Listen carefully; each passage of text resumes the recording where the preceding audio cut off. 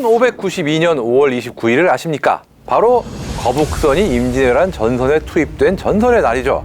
400여 년 전 우리 선조들은 외적의 침입에 맞서 거북선을 발명했고 국난의 위기를 슬기롭게 이겨냈습니다.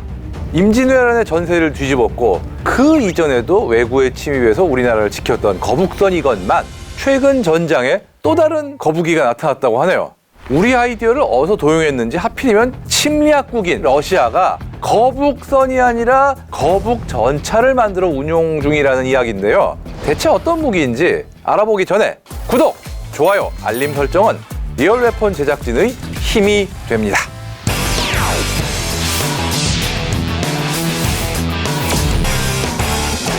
우크라이나 전쟁에서는 매일같이 기묘한 아이디어와 꼼수들이 넘쳐나고 있는데요.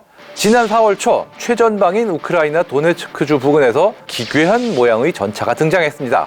이 무기를 보고 유럽과 미국 사람들이 터틀 탱크, 거북전차라고 불렀습니다.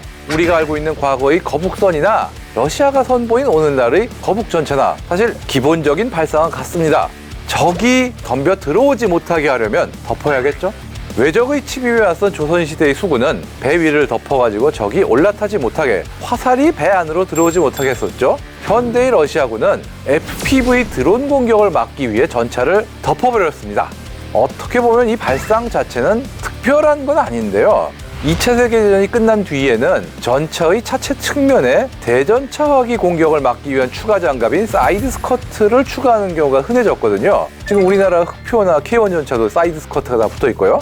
2000년대에는 슬래다머라고 불리는 일종의 펜스를 두르는 일이 많아졌습니다. 이 성형작약을 사용하는 대전차화기 같은 경우는 차체의 본체보다 좀 떨어진 곳에서 기폭시키면 관통력이 크게 낮아지기 때문에 차체 자체에 가하는 위협은 현저히 줄어들기 때문이었죠. 그리고 2010년대 시리아 내전에서는 여기에 한술 더 떠 전차 포탑 위에 지붕을 씌우는 일까지 생기기 시작했습니다. 제블린 같은 상부 타격 대전차 미사일의 등장도 그 이유 중 하나겠지만 아무래도 폭탄을 투하하는 공격 드론들이 본격화되면서 이를 막기 위한 대응책이었던 것으로 추측됩니다.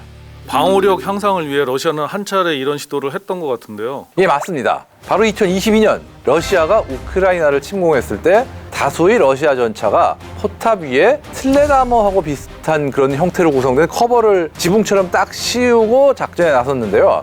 우스꽝스러운 모습도 모습이지만 방어력이 좋았으면 그나마 괜찮을 텐데 제블린 공격에 맥없이 당하면서 재구실을 못한 탓에 심리적 안정장갑이다 아니다 철창이다 등등 주변의 비웃음을 사게 됐죠. 하지만 이 커버들은 훗날 대전차 미사일보다는 폭탄 투하 드론들에 대해서 나름 효과를 발휘하는 것이 증명됐습니다.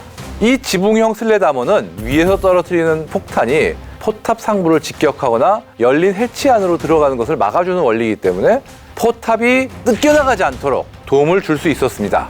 하지만 골칫거리인 FPV 드론 앞에서는 이 또한 무용지물에 가까웠죠.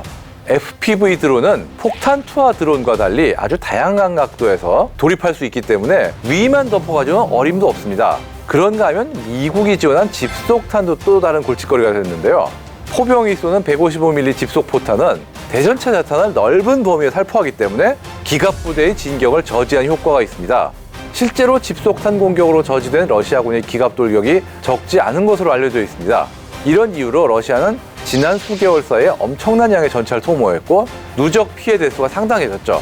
그 결과 거북전차로 불리는 기상천외한 전차를 만들어서 전장에 내보냈다 이 얘기입니다. 그러면 러시아 거북전차의 특징을 좀 설명을 해주신다면요. 일단 이 거북전차는 슬래다머같이 펜스를 두르거나 그런 레벨이 아니라 위와 옆을 철판으로 완전히 덮은 형태입니다.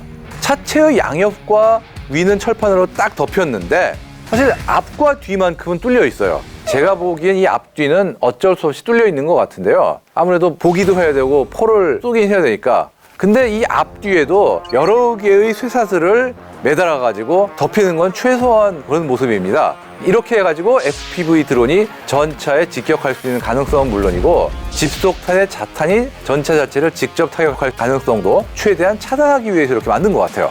또 이 거북전차의 지붕은 드론 방어를 위한 제머를 설치하는 데도 사용되는데요. 기존의 러시아 전차는 뭔가를 위에 얹고 싶어도 포탑 면적도 차체 면적도 부족했는데 이렇게 지붕을 설치하면 제머나 이 제머를 가동하기 위한 발전기 설치 공간을 넉넉하게 둘 수 있어서 유리해지는 거죠.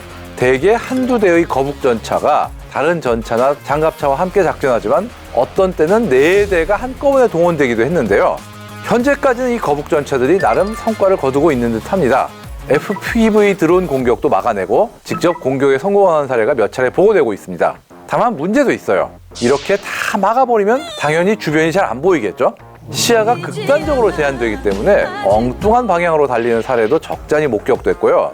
여기에 포탑도 거의 돌릴 수 없기 때문에 다양한 방향에서의 위협에 능동적으로 대처하는 건 사실상 불가능합니다. 게다가 이 방어력에도 한계가 있는데요. 철갑을 만약에 진짜 제대로 두껍게 두르면은 그 무게를 지탱할 수가 없죠. 그 때문에 함석판 정도의 얇은 철판으로 둘러져 있는 걸로 알려져 있는데요. 이게 또 너무 얇다 보니 본격적인 대전차 미사일이나 전차 포탄과 맞설 때는 사실상 방어력이 없다. 이렇게 봐도 무방하지 않을까 이런 상황입니다. 이런 현실적인 문제들은 러시아군도 당연히 알고 있기 때문에 이렇게 거북 전차로 개조된 차량은 전체 전차의 숫자로 봤을 때는 상당히 소수로 짐작되고요. 그마저도 몇몇 차량은 이미 파괴됐다고 합니다. 외관이 워낙 좀 우스꽝스럽다 보니까 그만큼 눈에 띄는 법이죠. 이게 심지어 인터넷 시대다 보니까 소셜미디어를 타고 화제성을 모으면서 숨어있는 거북 전차의 좌표가 우크라이나 포병부대에 전달돼서 일부가 파괴되기도 했는데요. 하지만 그 이후에도 거북 전차는 우크라이나 동부 전선에서 흔히 목격되고 있습니다. 이처럼 러시아는 드론 공격을 방어하기 위해서 전차뿐만 아니라 잠수함에도 이런저런 일들을 벌이고 있는데요. 핵 추진 탄도미사일 잠수함인 툴라에 철창이 설치된 모습이 목격되게 됐죠. 러시아의 이런 선택들이 과연 현명한 시도였는지 아닌지는 지켜봐야겠지만 전쟁이 지속되고 위협이 바뀌면서 무기들도 계속 변화한다는 것을 보여주는 흥미로운 사례임은 분명한 것 같습니다.